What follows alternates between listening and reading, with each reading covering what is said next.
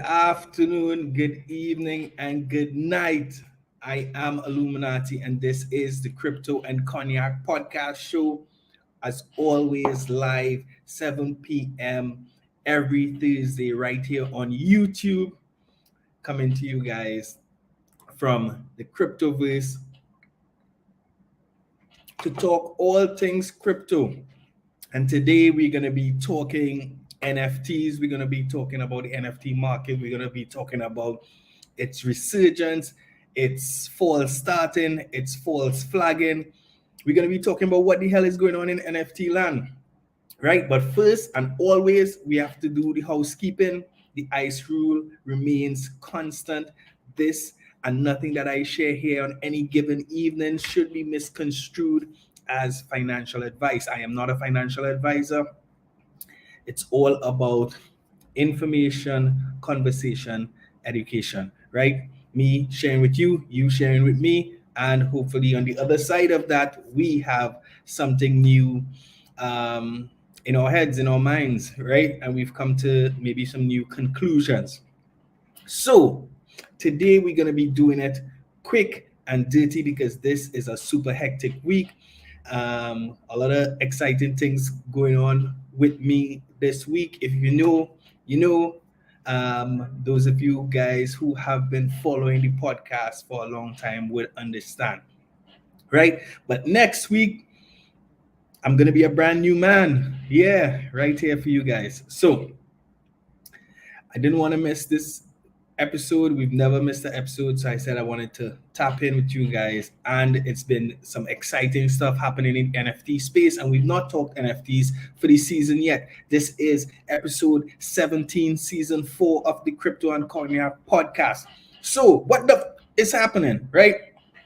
Well, the crypto space is made up of a lot of intellectual introverts, right? Some people call them nerds, some people call them geeks, some people call them degens, but we are a group of people who are moved by things that are, non-traditional, right? We still very much live in our child state. We still very much enjoy those things.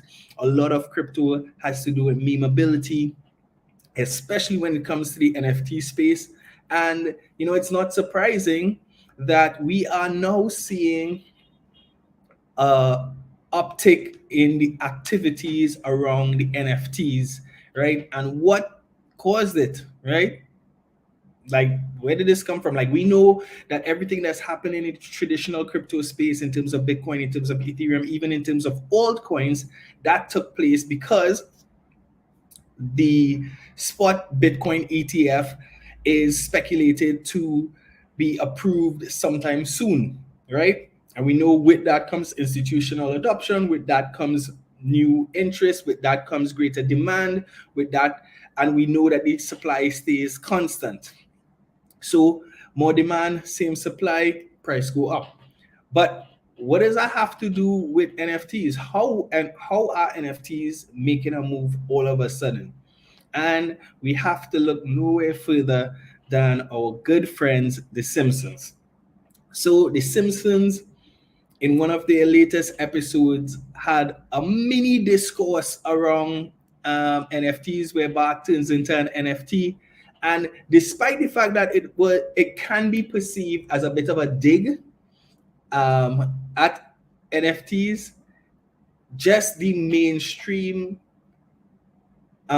interest around the narrative of NFTs, just the mainstream discourse, which is what a show like The Simpsons provides, has created new interest, has created renewed confidence in the NFT space, and we have seen prices take off in the last few days. So we're going to look a little bit at the prices, but first let's go back to the thing that started the thing. As always, let's check out what The Simpsons had to say about NFTs.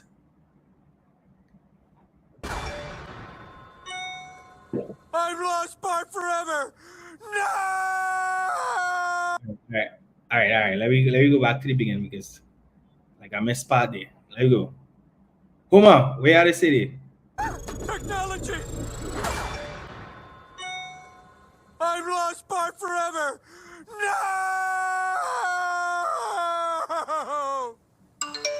Yes!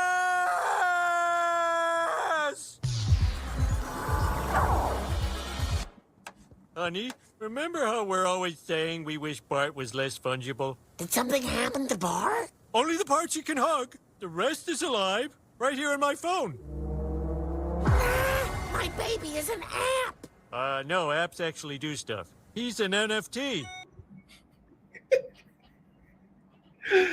So I think two interesting points there, right? Right at the end, where Marge says, "My baby's an app at home." And it's like, nope, apps can actually do things. He's an NFT. You know, a little jab at NFTs, claiming that they have no utility.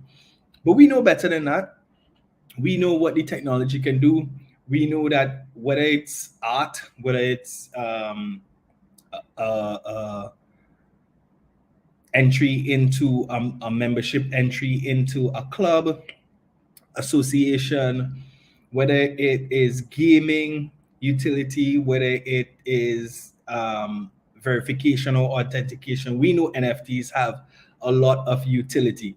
But it's still funny and I think interesting to see how mainstream media still has to stab the knife and give it a little turn.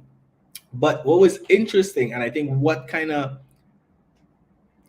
propelled this new interest, is that Homer was initially distraught. He'd lost his son, had lost Bart, and then he sees the value of what the Bart NFT had become, $1.5 million, and all of a sudden he's celebrating. So while there's a dig in the back end, there's a little bit of, I guess, promise that NFTs have value. So while they may not have utility, somehow they have value. So I think that, and just all the conversation and discourse around that, is what really brought people excitedly back to the NFT space, and people started thinking about what the space can look like again, and we saw a lot of movement in the top NFT collections. I'm just going to run through a few of them with you guys. So we have some small ones. We see people doing something like 16% over the last 7 days. Look at those big rising green candles. World of Women, a very popular one, 17% over the last 7 days. Famous Foxes, and quite a few others. So I know projects that we've supported here, like Mad Meerkats, have been doing very well over the last 7 days. CryptoPunks have been doing well. Even Bored Apes have been doing very well. But in general, you're seeing green, a lot of green candles, which has reinvigorated people in this space. There are a lot of people who are huge NFT advocates, and they believe that this is just a sign of what is to come. They believe that if something as minimal as Simpsons mention could create this type of activity in the market, just imagine what is going to happen when the bull market starts. But here is where I need to jump in and tell everybody to be careful, right? NFTs, like all cryptocurrencies, are very, very volatile. NFTs, unfortunately, have very, very limited liquidity as compared to traditional cryptocurrencies. Most times, you can find a price to exit a token on a DEX or on a centralized exchange, because there are always buyers and sellers. On the NFT side, you may not find that.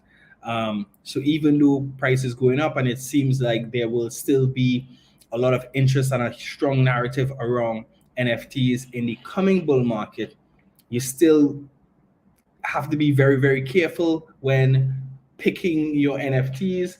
I always advocate for buying the things that you like, because if it goes to zero, at least you have a cool picture to look at. You know what I'm saying?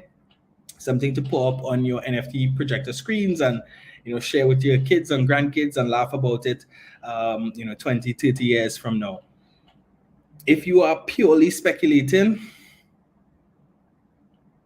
you're throwing darts in the darkness, right? Because while there are projects like Bored Ape that have strong teams like projects like Doodles, who I think have a very exceptional team behind them. They've shown consistency. They've shown the willingness to invest the funds. They seem to have a very strong roadmap around building something around the IP associated with their project. But again, nothing is promised in this crypto space, so be careful, guys. And yeah, like I said, short and sweet. That's what I had to talk about this week. Is the NFT market back? Is the bull run for NFTs in place? I don't think so. I think this is just a little bull patch where, you know, people are seeing some interest. Most NFTs are still down 90% from their all-time highs, maybe even higher. Most people would not have bought at the bottoms, so most people not able to benefit. Most people still in a loss position.